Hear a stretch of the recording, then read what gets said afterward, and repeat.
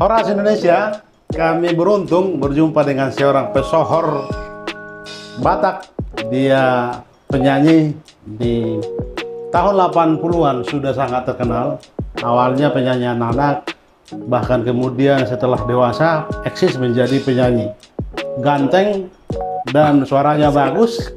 Ya, ini orang yang melegenda menurut saya. Namanya Julius Sitanggang. Horas Bang. Horas. Bang Julius, terima kasih sudah memberi kesempatan untuk kami Suara Tapian berbincang. Bang, Sitanggang ini setahu saya banyak di Pasoknya dari Samosir, dari Boho, kalau nggak salah. Dari mana? Ya, kebetulan saya dari Buhit ya. Oh, dari Buhit ya? Ya. Tapi abang sudah lahir di Jakarta ya? Lahir di Jakarta ya. Baik, Bang Julius.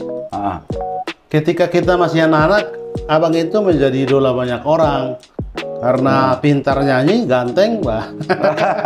Saya lahir tahun 78, Bang. 78 ya. Barangkali 7 atau 9 tahun beda kita, Bang ya? Iya. Apa yang awalnya membuat abang sejak anak-anak tertarik menjadi penyanyi? Apakah memang DNA keluarga, ibu atau bapak? Sebenarnya nggak tahu ya, DNA juga bisa kali mungkin ya. Karena kan bapak kan kebetulan memang orang Batak. Pasti Batak kan suka nyanyi kan gitu kan. Kebetulan mama juga nyanyi, jadi mungkin ya DNA juga bisa ya.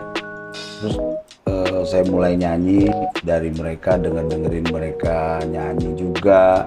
Akhirnya saya diperhatikan gitu sama mereka. Oh, ini kayaknya bisa nyanyi nih gitu. Kami dengar sejak abang memulai karir jadi penyanyi itu, di kemudian dalam perjalanan karirnya sebagai penyanyi, malah kakak beradik menjadi satu grup. Iya, jadi kan awalnya saya dulu nyanyi. Saya nyanyi, dan kebetulan begitu saya nyanyi itu, saya mendapatkan banyak, ya istilahnya inilah ya, kayak hadiah-hadiah dari orang tua, dari ini gitu, dari ada honor. Jadi saya agak sedikit dilainin gitu, dan mereka kayak agak sedikit, wah gue juga harus bisa nih gitu. Akhirnya mereka berlomba-lomba gitu. Akhirnya jadilah kita trio waktu itu. Anak keberapa itu? Jadi berapa anak pertama, anak kedua sama anak ketiga awalnya. Oh, abang sendiri anak ketiga ya? Saya anak tiga. Oke. Nah terus terakhir adik saya juga ikut-ikut, si David tuh. Jadi berempat. Jadi kuartet. Tapi nggak lama karena kan waktu itu abang saya tuh udah meninggal gitu. Yang nomor 2 Bang Fernando namanya. Jadi kita nggak nerusin lagi, akhirnya ya yang solo karir lagi lah, karena yang lain-lain udah ngerasa wah udah nggak asik nih dengan gua kerja gitu. Setahu kami Bang Julius itu bukan hanya pintar nyanyi, bermain musik juga. Otodidak sih, saya dibilang. Apa saja bisa dimainkan? Kalau bisa sih bisa semua. Bisa main piano, bisa main gitar, bisa main drum. Otodidak. Bisa main bass, otodidak. Bisa juga istilahnya main alat-alat musik yang gampang-gampang, tapi nggak istilahnya nggak ini banget, nggak pinter banget lah, yang penting bisa aja gitu. Biasanya yang senior ini kan juga akan kemudian mengembangkan wirausahanya lewat bisnis di dunia itu juga. Oh iya. Saya dengar juga Bang punya studio. Iya, saya dulu punya studio, punya juga production, kayak semacam production house gitu. Cuma sekarang kan eranya digital, jadi kita banyak perubahan. Nah, kita sampai sekarang bisa juga menjadi produser juga gitu loh. Jadi ngambil melihat generasi muda, terus di kalangan budaya dan lain-lain. Kebetulan kan kita kan orang Batak banyak penyanyi tuh. Secara impact ekonomi, abang dapat nggak? Misalnya abang, saya selalu tonton waktu kita berencana mau jumpa ini, saya dengar banyak lagu-lagu abang. Ada sudah jutaan, ada 6 jutaan. Dapat banyak, tapi sampai sekarang sih banyak. Cuma nggak tahu deh, saya bingung juga ya. Masih belum maksimal kalau saya bilang ya. kalau sebetulnya kalau pemerintahnya mau itu bisa kita buat lah sesuatu yang baik. Artinya ada aturan hukum ya? Ada aturan hukum, ada hitungan-hitungan yang keras. Orang yang gitu. berkarya dihargai lah begitu nah, ya. bahkan kayak model apa namanya lembaga yang kolektif manajemennya juga harus didorong lagi supaya bisa maksimal hasilnya gitu. Kayak di luar itu kan hasilnya bagus, mereka itu kesejahteraannya terjamin gitu. Tapi secara dampak untuk memperkenalkan, mempublikasi, bagaimana menurut Bang Julius di era digital sekarang? Karena dulu saya kira waktu kita sekarang lebih enak. Kenapa ya? Karena kita nggak terlalu apa namanya bergantung sama TV yang media mainstream lah, ya, seperti TV-TV yang sekarang ini.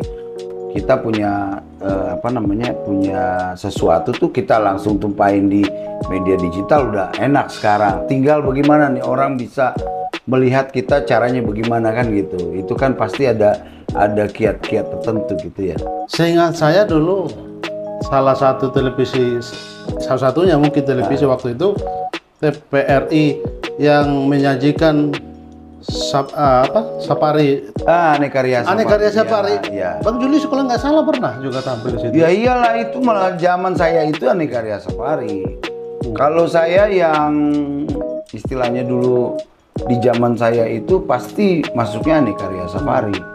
Tapi tidak, itu kan hak istimewa yang ya, seperti keistimewaan lah orang-orang yang sampai ke TV lah Bang yang dulu ya. Ya susah banget karena kan zaman dulu memang masih istilahnya dan masih jarang juga, nggak terlalu kayak sekarang. Sekarang kan udah luar biasa. Di mana-mana orang rekaman langsung naik digital langsung naik YouTube, naik TikTok, naik ini macam-macam lah.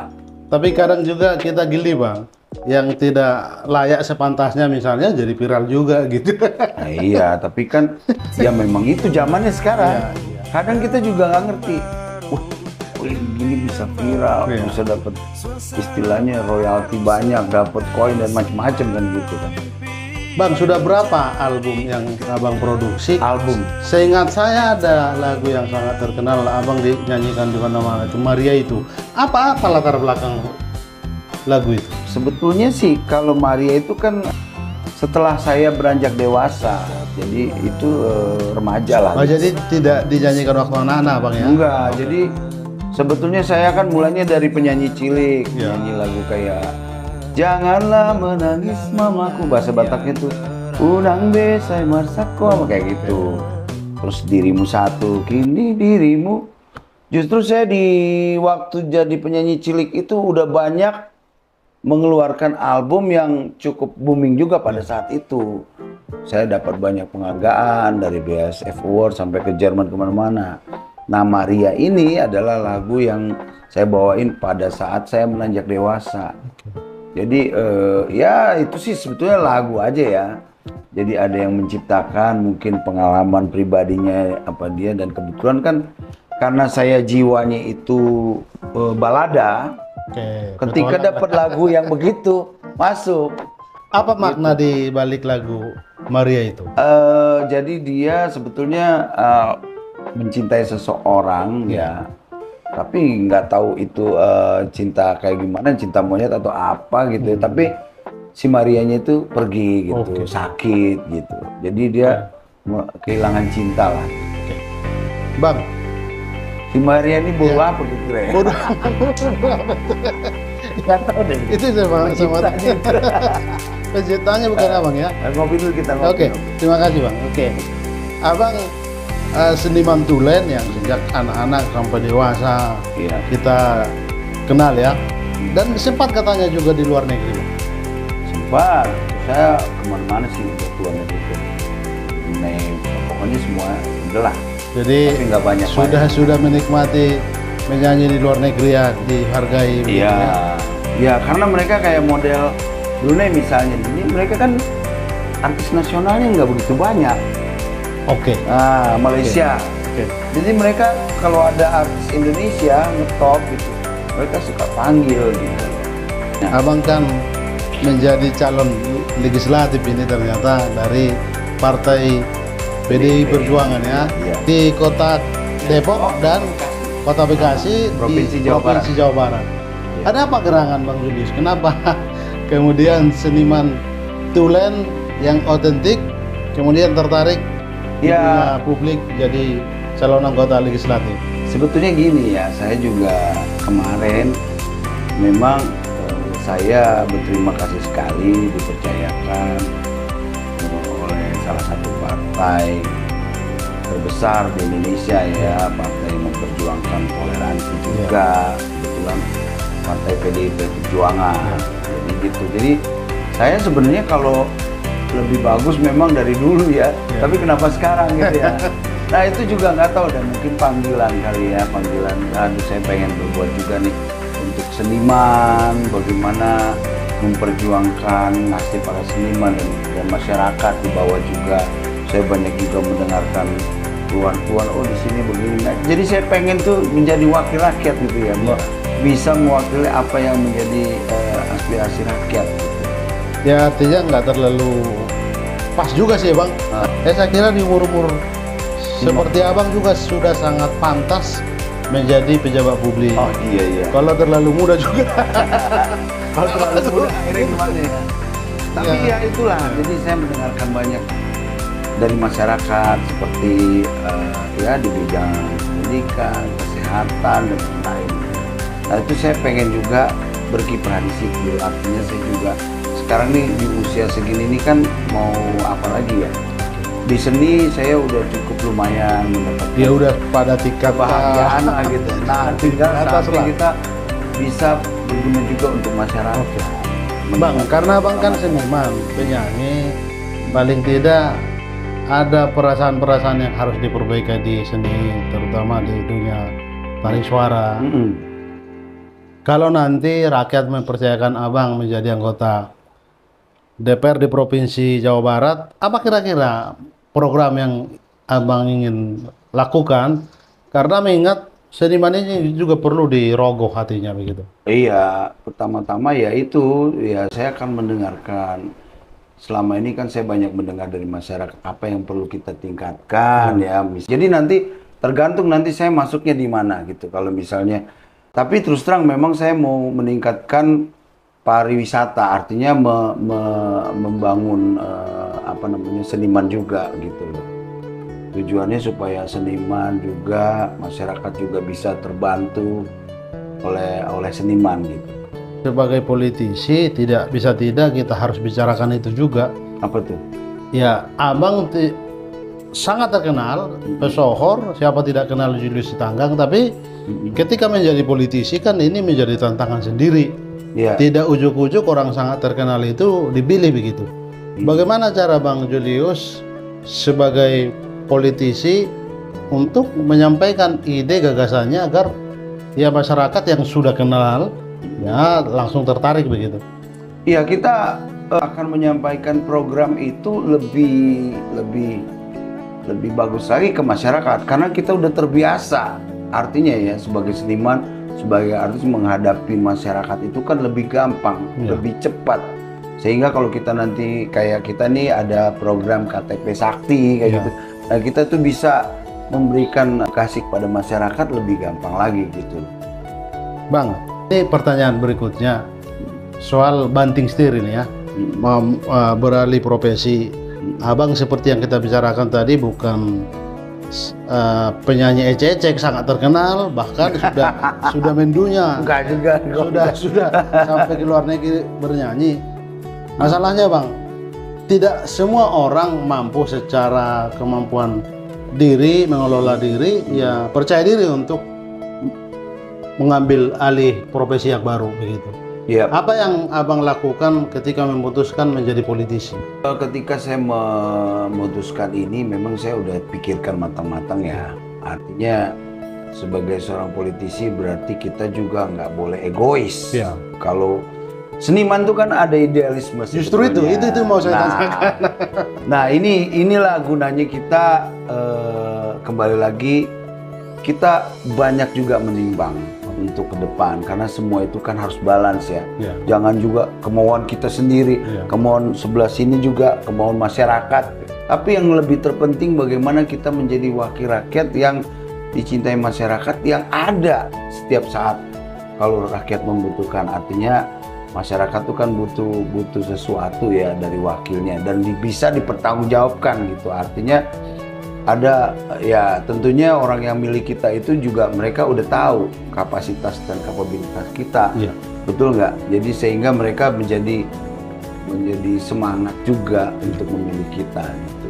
Sebagai politisi yang membenamkan diri menjadi caleg sekarang dari PD Perjuangan di Kota Depok dan Kota Bekasi, ya ada nggak trik atau kiat yang abang lakukan? Siapa yang didekati? Kalau pengenalannya kan sudah cukup dengan Julius Sitanggang. Cuman ya orang mengetahui Julius Sitanggang itu mencalonkan diri, bagaimana bang melakukannya? Karena mengingat wilayah ini kan berbeda, ada di ya, saya bersyukur ya. Saya banyak bermasyarakat melalui seni ya. Artinya saya bernyanyi di sini, saya bernyanyi di sana. Akhirnya banyak mereka sebagian besar udah mengenal saya dan lebih dahulu gitu ya. Jadi misalnya saya masuk di satu komunitas, misalnya kebetulan ya saya berterima kasih banyak juga komunitas-komunitas itu yang mendukung saya gitu. Artinya bisa menjadi bagian dari kampanye saya juga gitu. Kita berharap dari reputasi jejak dari Julius Sitanggang itu harus terpilih menjadi anggota Dewan. Terima kasih. Dan mudah-mudahan bincang-bincang kita ini berdampak bang ya. Iya, oke. Terima kasih. Ada pesan terakhir sebagai calon legislatif? Terima kasih buat Tapian TV. Mudah-mudahan saya bisa menjadi wakil rakyat yang berguna untuk masyarakat seluruhan lah ya, di Bekasi dan Depok. Semua lapisan masyarakat. Jadi saya berharap semoga ke depan pemilu ini bisa berjalan dengan damai, sukses dan lancar semuanya gitu. Oke. Supaya masa depan kita lebih baik, dan kita nih sebetulnya udah tinggal udah tinggal terbang aja ini menjadi sesuatu yang lebih baik gitu loh. Baik bang Julius Sitanggang, terima kasih kesempatannya. Sip. Horas Indonesia. Horas.